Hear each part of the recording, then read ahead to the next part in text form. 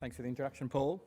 Welcome everyone. Thank you for attending today. As Paul said, I'm Luke McFadden and recently took over as the CEO of Minerals 260. You're going to get a whirlwind tour of Minerals 260 today and more than happy to answer any of your questions later on. Being the first, I also have to work out how to use this thing. Here we go. All right, so as Paul said, Minerals 260 was spun out of Liontown about 18 months ago. Market cap sitting at around 160, 180 on a good day.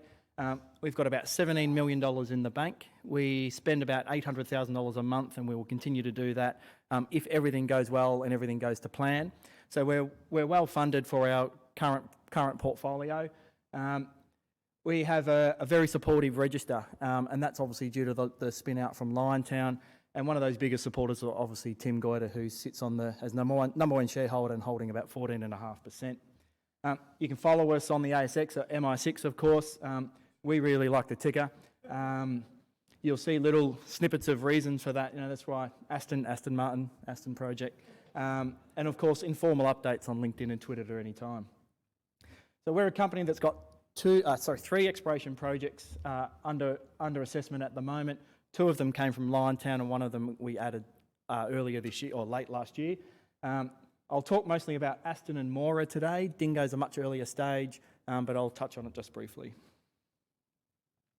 So the way we think about building a company, and we think about this company as having a foundation for further growth, there's no doubt exploration is the focus for this company. 90% of our expenditure for the next 12 months is all on exploration. So value through the drill bit is where we're going to be focused. The other ingredient required for successful companies is exceptional team members. And you'll see a slide coming up. This team that we've got, both at the board and the executive level, know how to build companies. There are not many boards around Australia that can say they've genuinely built companies from scratch up to multi-billion-dollar companies. It doesn't happen by accident. A lot of luck is involved as well, but there are things that companies go through learning phases. And I've got a huge advantage of a foundation, not only of what we've got already in the portfolio, but fantastic directors and mentors in the role that I've got. Cash is king in this part of the market too. So we believe that maintaining that strong balance sheet can fund our current portfolio, but we will respond to opportunities that come our way too. So we will continue to look for additions to the portfolio, and projects that don't meet our criteria to stay in the portfolio will move out. So you will see this company move quite quickly. So we do have that growth mindset. In addition to that, but given we've got 3 projects all under assessment, you'll see regular catalysts come out. So we released an update on the Aston Project just yesterday, and by the end of this financial year, all 3 projects would have had drilling on them. So you'll see regular updates from all 3 projects. Like I said, we have a fantastic team. It is definitely designed for growth. It's designed to learn from the lessons from Liontown and all the other companies that the directors are coming from.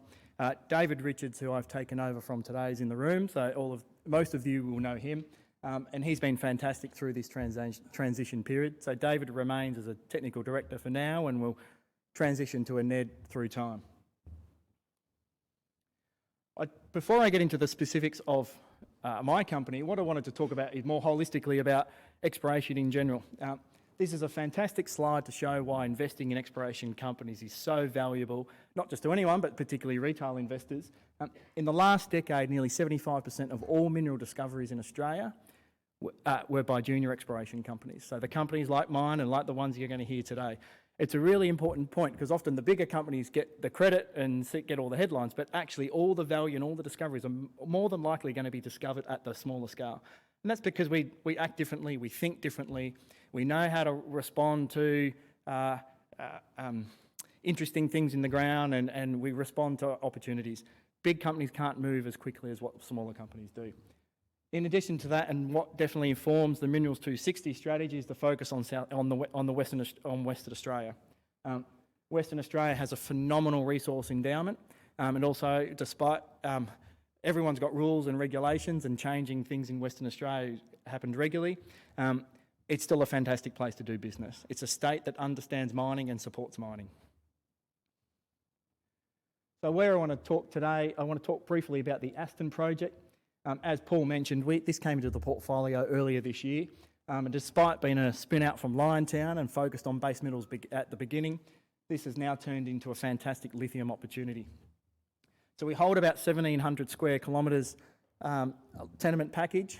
These were a combination of 2 acquisitions that we bought earlier this year. And the focus is on lithium at the moment.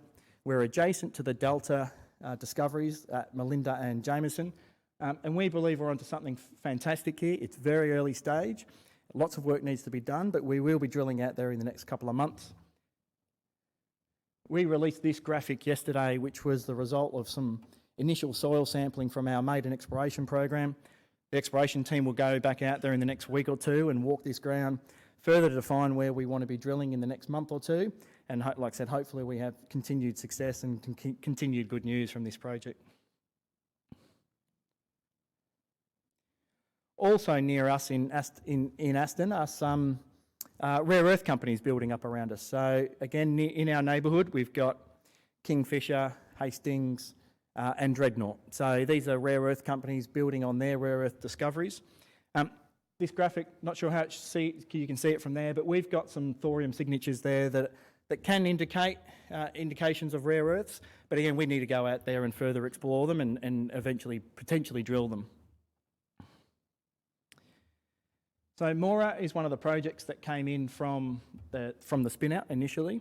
And look, one of the benefits of having this project for me is that despite the company only being 18 months old, there's several years worth of work that went into this before it became, before it went into Minerals 260. So we had a really great running start on this.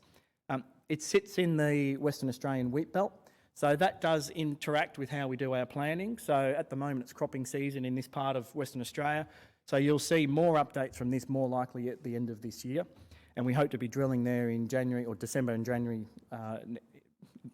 next year. So a significant amount of work's been done out there already. We've got over 14,000 geochemical samples done, over 550 drill holes done already. And what we've defined is the Maura gravity anomaly. You'll see it on the right-hand side, and I'll show you a 3D image here. Mint is one of the best prospects we've got in this gravity anomaly. It's a copper and gold. We've had some great results, highlighting that 24 metres at 1.9% copper and 0.7 grams per tonne gold. And then we've got some other smaller prospects that we'll continue to build out and continue to understand. The guys will be out there in the next week or 2 doing some further surveying, and then once the crops come off, we'll be out there and hitting that hard towards the end of this year. With Mint, like I said, I highlight this one because it's one of our best prospects. On the right-hand side, you'll see some of the results. Like I said, somewhere near 2% copper in some areas. Dingo Rock's been our last project, a little bit earlier stage, but again, still nonetheless work going on out there. We'll continue to work on that. We're looking for base metals and gold out there. Nearby, there's been some great gold discoveries. It's also potentially a rare earths deposit. There's several rare earths out there, rare earth companies nearby. We'll be out there soon, and then again, hopefully have some news flow coming from that. So like I said, we've got 3 projects. We're quite excited by all of them. It's deliberately a mix of commodities for now. We want to build a portfolio with several commodities within it. We think that's an exciting value proposition. We think the team we've got, we think the balance sheet we've got is one of the reasons to invest in us, and thank you for listening to us today.